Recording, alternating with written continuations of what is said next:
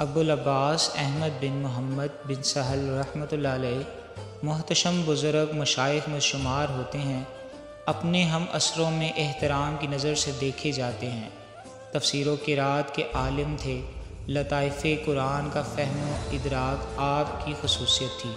جنید رحمۃ اللہ علیہ کے عظیم مریدوں میں شامل تھے۔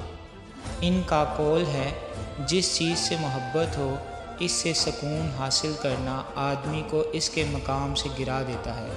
مطلب یہ کہ جو کوئی محبوب چیزوں کو وجہ تسکین بناتا ہے وہ حقیقت سے بہت دور جا پڑتا ہے، کیونکہ ملان نفس کا اعلیٰ کار ہے۔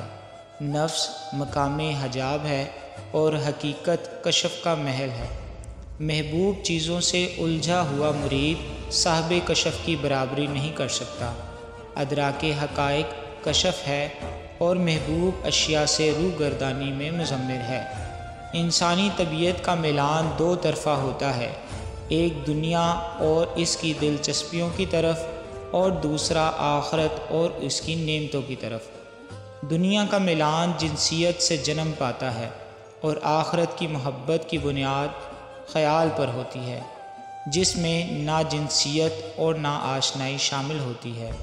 آخرت کا تصور ہوتا ہے، کیونکہ اگر حقیقت آنکھوں کے سامنے آ جائے تو آدمی دنیا سے مکمل طور پر منقطع ہو جائے اور ولایت کی منزل سامنے آ جائے اور حقائق روشن ہو جائیں۔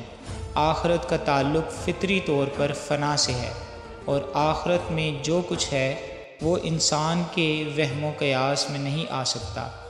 آخرت کی منزلت اسی میں ہے کہ اس کی راہ سخت مشکل ہے۔ جو چیز انسان کے دل و دماغ میں سما سکے وہ بے قدر و منزلت ہوتی ہے۔